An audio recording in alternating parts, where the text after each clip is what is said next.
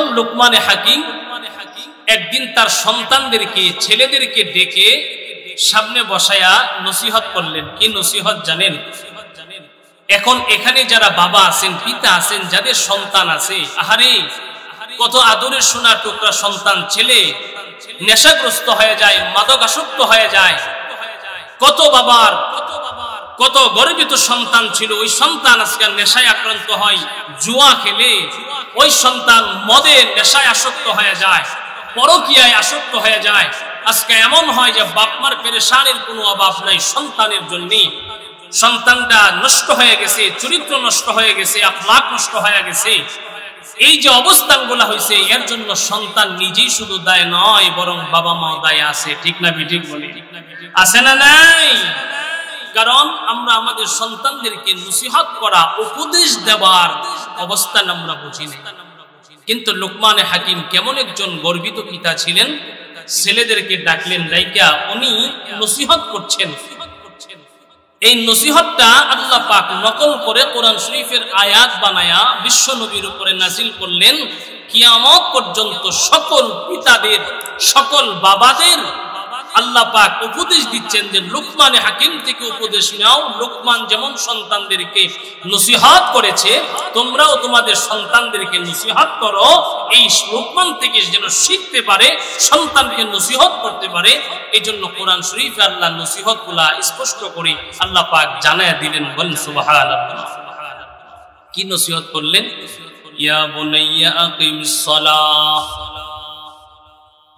ইয়া বুনাইয়া আকিমিস সালাহ ওয়া'মুর বিল মা'রুফ ওয়ানহা আনিল মুনকার ওয়াসবির আলা মা আসাবাক। হে আমার সন্তানেরা, এক নাম্বার নসিহত হলো আকিমিস সালাহ, নামাজ কায়েম করো। কি কায়েম করো? আকিমিস সালাহ। কয়জন পিতা সন্তানকে নামাজের তাকিদ দেয়? বরংস এমন বহু পিতা আছে যেই পিতা সন্তানকে ফজরের নামাজে ডেকে দেয় না, না জানি ঘুম ডিস্টার্ব হয়, স্বাস্থ্যের ক্ষতি হয়। আছে না নাই? আপনাদের এলাকায় না থাকতে পারে, আমরা ঢাকায় থাকি, ঢাকাতে বহু আছে। ওয়া'মুর বিল মা'রুফ ওয়ানহা আনিল মুনকার। হে আমার সন্তান, ভালো কাজ করো, ভালো কাজের উপদেশ দাও। মন্দ কাজ থেকে বিরত থাকো, মন্দ কাজ মানুষকে বিরত থাকার উপদেশ দাও। ওয়াসবির আলা মা আসাবাক। বিপদ আপদ আসলে সবর করো, ধৈর্য ধারণ করো, সবর করো। অন্যথায় বলেন, ইয়া বুনাইয়া লা তুশরিক বিল্লাহ। হে আমার সন্তানেরা, সাবধান, শিরিক করো না, শিরিক করো না। লা তুশরিক বিল্লাহ, শিরিক করো না। শিরিক হলো মারাত্মক গুনাহ, যে গুনাহ আল্লাহ পাক মাফ করেন না। লুকমানে হাকিম সন্তানদেরকে নসিহত করতেছেন, লা তুশরিক বিল্লাহ। হে সন্তানেরা, নসিহত, শিরিক করবে না, আল্লাহ পাকের সাথে কাউকে শরীক করবে না। আল্লাহ হলেন লা ইলাহা ইল্লাল্লাহ। লা ইলাহা করেন, লা ইলাহা ইল্লাল্লাহ। নাই কোনো মাবুদ আল্লাহ ছাড়া, নাই কোনো ইলাহ আল্লাহ ছাড়া, নাই কোনো মাবুদ আল্লাহ ছাড়া, নাই কোনো মাশুক আল্লাহ ছাড়া।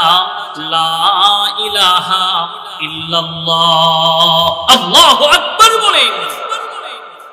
কত সুন্দর নসিহত, কত সুন্দর সন্তানের প্রতি উপদেশ। বাবা হয়ে কত সুন্দর নসিহত করেন। আরে এতটা শিক্ষিত ছিলেন না, এতটা সুন্দর স্মার্ট ছিলেন না, এত সম্পদশালী পয়সাওয়ালা ছিলেন না, গরিব ছিলেন, গোলাম ছিলেন। গোলাম এই লুকমান গোলাম ছিলেন, গোলাম। লুকমানে হাকিম গোলাম ছিলেন, গোলাম।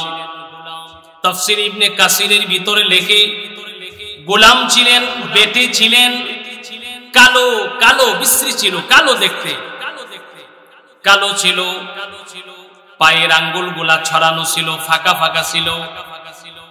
ঠোঁট গোলা মোটা ছিল, গোলাপের পাপড়ির মতো সুন্দর না, কমলার দানার মতো সুন্দর না। এই লুকমানে হাকিম এতগুলা দোষ থাকার পরেও বেটে খাটো কালো গোলাম হওয়ার পরেও আল্লাহ পাকের কাছে এত দাম তার জবানের কথা। আল্লাহ পাক কোরআন শরীফের আয়াত বানায়া বানায়া আল্লাহ পাক কোরআনে লিপিবদ্ধ করে দিলেন আর জানায় দিলেন, হাবিব আপনি আপনার উম্মতদেরকে জানায়া দেন। লুকমানে হাকিমের কথাগুলো আমার কাছে বড় পছন্দ হয়, আমার কাছে বড় ভালো লাগে। এই লুকমানে হাকিমের কথাগুলো যেন কিয়ামত পর্যন্ত আপনার উম্মতেরা মেনে চলে।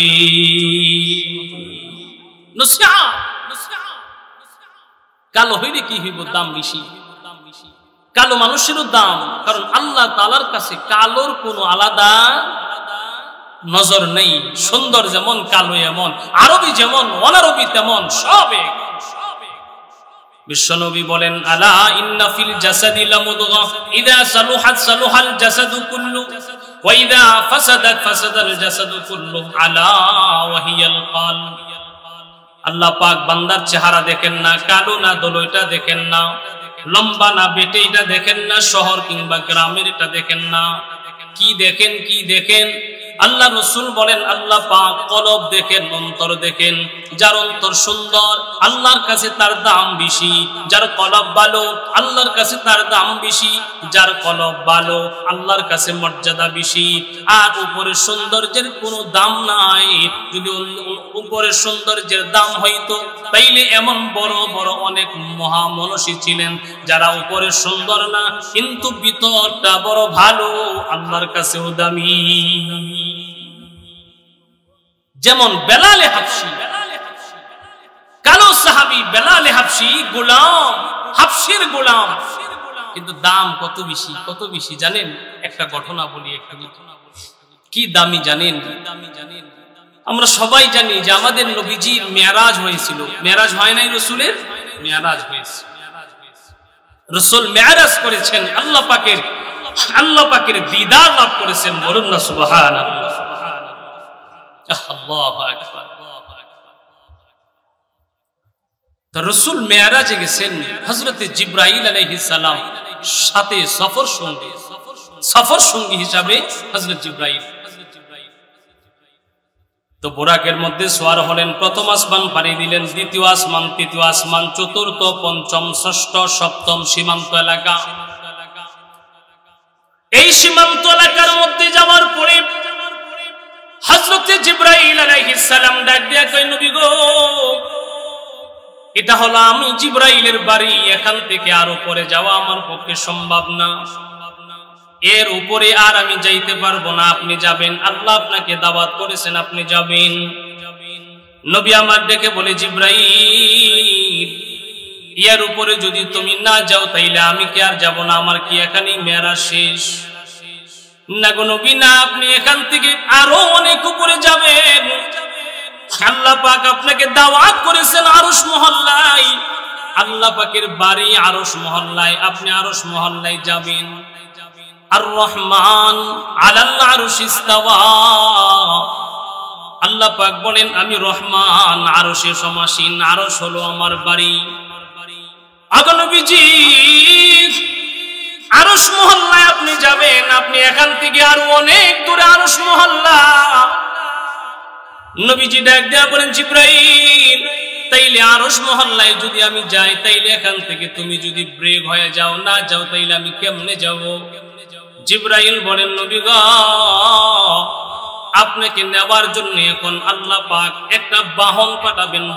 বাহনের নাম হলো রফরফ। সুবহানাল্লাহ বলেন। রফরফ নামক বাহন আপনার জন্য পাঠাবেন। বাহনে আপনি উঠলে আপনাকে আল্লাহর বাড়ি নিয়ে যাবে। আমার ভাইয়েরা, রাসূল ডাক দিয়া বলেন, জিবরাইল, এখানে তুমি শেষ, শেষ, তুমি এর উপরে কেন যাইবা না? কারণটা কি? কারণটা কি? জিবরাইল বলেন, ইয়া রাসূলুল্লাহ, ইয়া হাবিবাল্লাহ, ওগো নবীজি, এর কারণ হলো এখান থেকে উপরে যত যাবেন আল্লাহ পাকের নূরের পর্দা বিরাজ করে।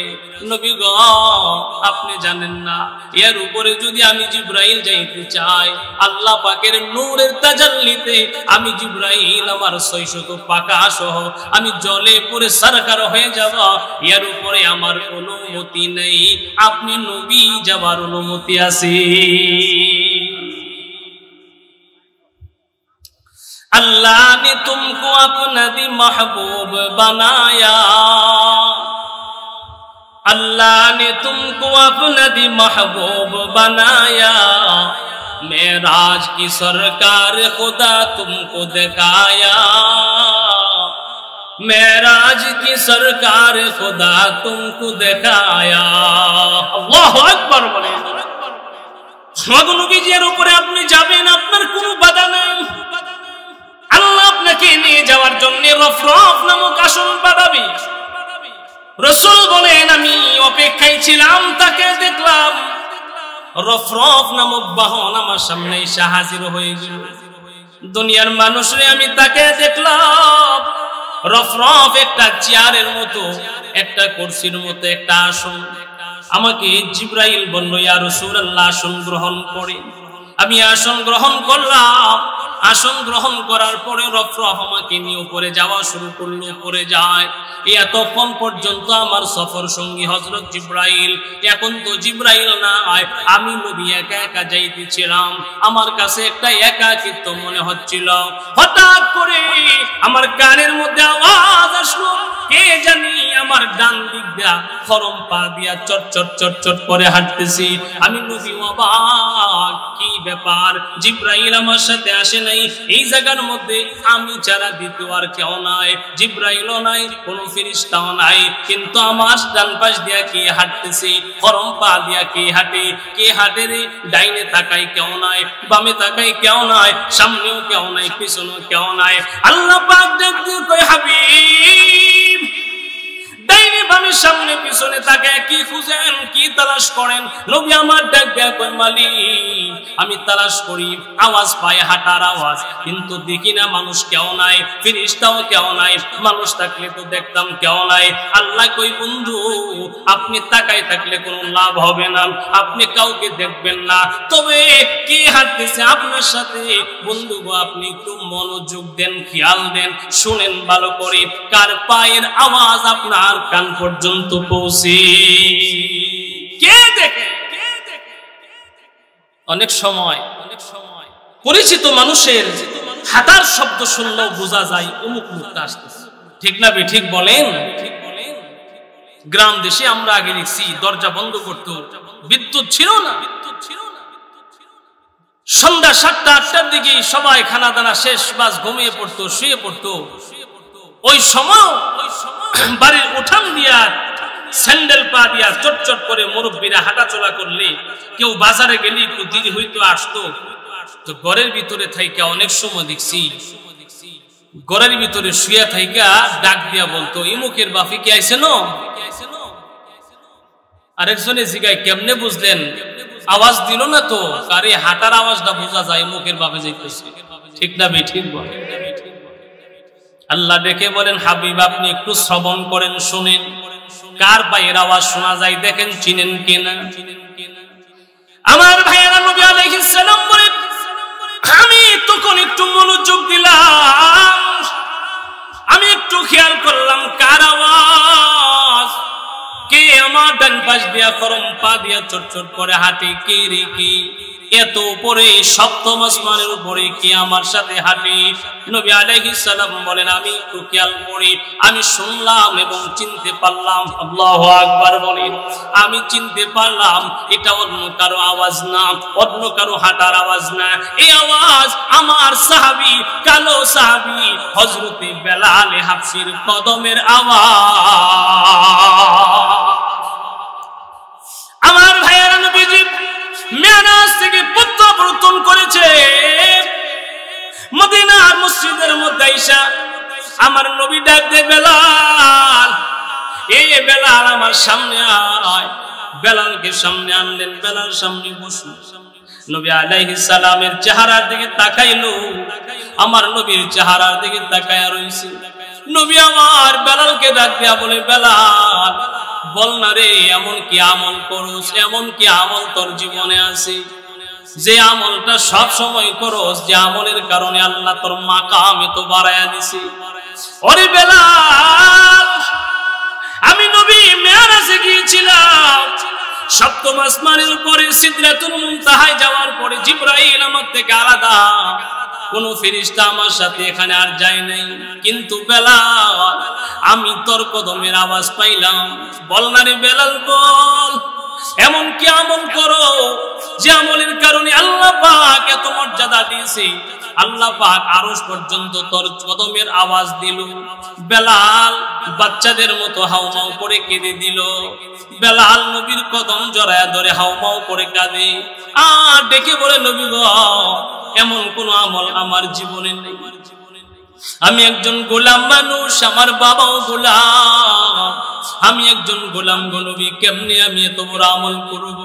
এমন কোন উল্লেখযোগ্য আমল আমার নেই।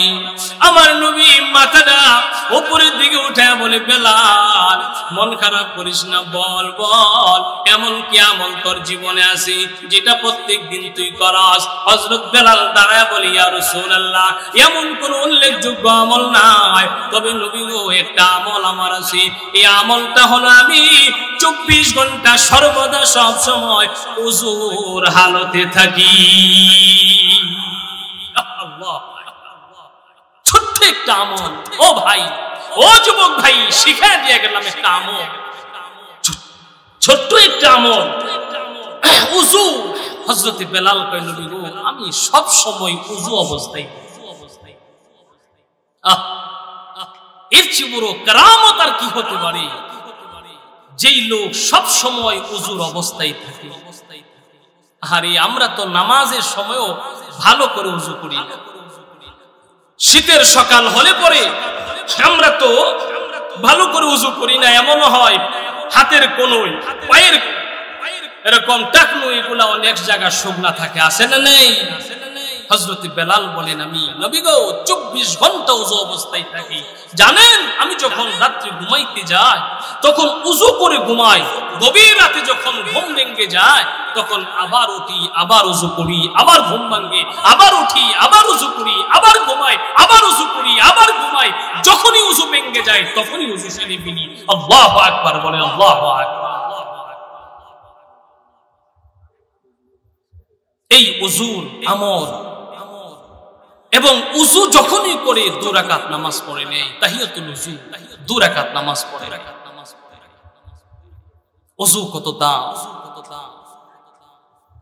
আল্লাহ রাসূল হযরত বেলালকে ডাক দিয়া বলেন, বেলাল তোরে সাক্ষী রেখে একটা জিনিস বলি। আরে বেলাল, কিয়ামত পর্যন্ত আমার উম্মতদেরকে জানায়া দিবি, আমি আমার উম্মতের জন্য সুসংবাদ দিয়ে গেলাম। আমার উম্মত যদি আমলটা করি, সব সময় যদি ওযু অবস্থায় থাকে, ওযুর হালতে থাকে, আমার উম্মতদেরকে জানায়া দিবি।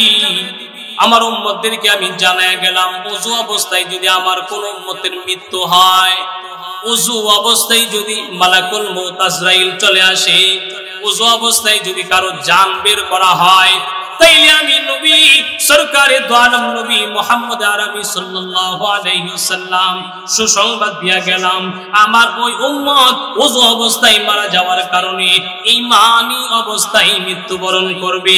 ঈমান যদি থাকে তাইলে কোনো না কোনো একদিন আল্লাহর তরি জান্নাতের মেহমান হবে। আমার ভাইয়েরা, বলছিলাম হযরতে বেলাল হাবশী কালো হওয়ার পরেও এত দাম, এত দাম, এত দাম।